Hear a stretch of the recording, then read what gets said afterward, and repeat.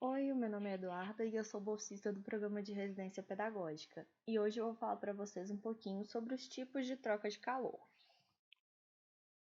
Quando a gente tem dois sistemas com temperaturas diferentes e eles são aproximados, vai ocorrer uma transferência de energia do sistema de maior temperatura para o sistema de menor temperatura, até que se atinja o equilíbrio térmico, ou seja, até que os dois sistemas alcancem a mesma temperatura.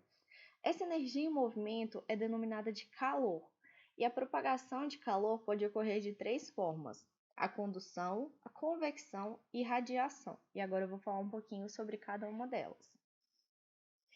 A condução é um processo de propagação do calor que se dá por transferência de energia entre partículas.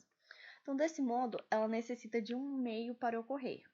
Esse processo ele pode ser percebido, por exemplo, quando a gente aquece uma das extremidades de uma barra metálica. Então, por exemplo, no início, se a gente encostar nessa extremidade aqui da barra que não está sendo aquecida, que ela está distante da fonte de aquecimento que está aqui, a gente percebe que ela está fria. Mas depois de um certo tempo, a gente vai sentir que ela também está se aquecendo. Se essa fonte aqui de aquecimento ela for retirada, a barra ela vai tender a atingir o equilíbrio térmico. Então, toda a barra tende a atingir a mesma temperatura. E a explicação para esse fenômeno é dada pela transferência de energia entre as partículas da barra. As moléculas aqui que estão mais próximas da fonte de aquecimento, elas recebem energia e elas vão começar a se agitar com uma maior intensidade.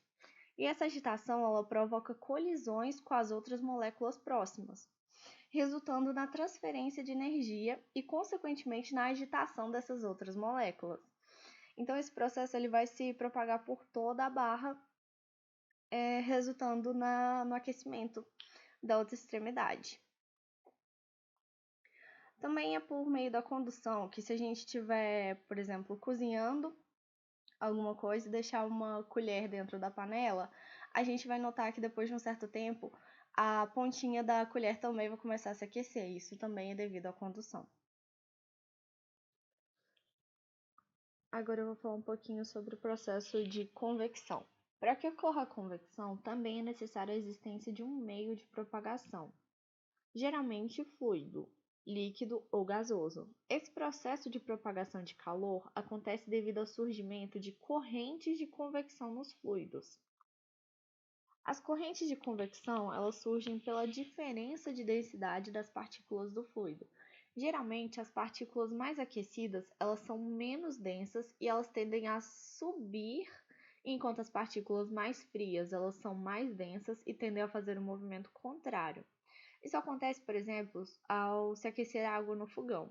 As moléculas mais no fundo aqui, elas se aquecem mais rapidamente, tornando-se menos densas que as moléculas próximas à superfície. Então, com isso, as moléculas mais quentes elas vão subir, ficando mais próximas da superfície, e as moléculas mais frias elas vão descer, se aproximando do fogo.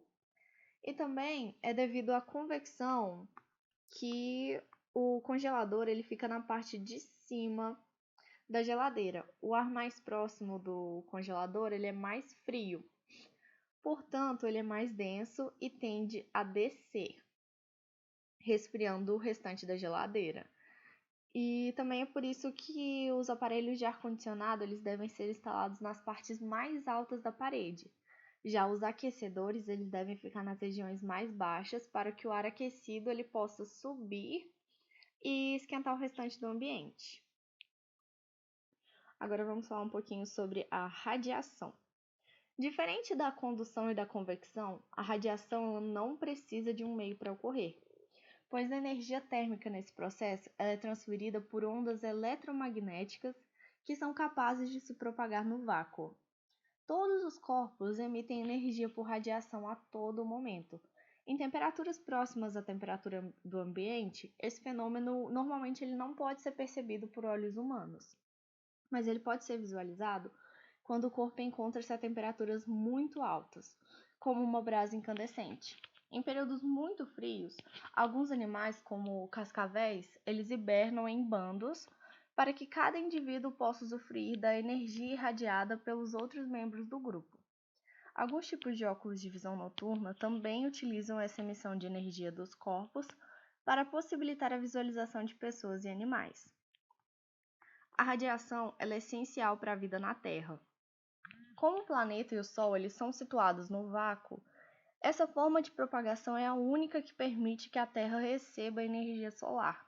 Além disso, é devido a esse processo de propagação de calor que o ser humano pode aproveitar o fogo de uma lareira ou então de uma fogueira para se aquecer no frio, o que nos primórdios da existência humana foi essencial para a sobrevivência da espécie. E aqui a gente tem uma imagem que reúne os 3 tipos de troca de calor.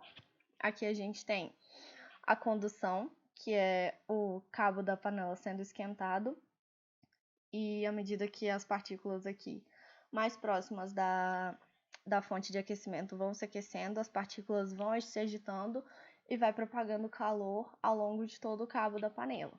Aqui a gente tem o processo de convecção ocorrendo na água, onde a água mais quente ela vai tender a subir, enquanto a água mais próxima da superfície mais fria vai tender a descer. E aqui a gente tem a radiação, que é o calor emitido pela chama do fogão. E é isso, gente. Eu espero que vocês tenham entendido. Qualquer dúvida, eu estou à disposição.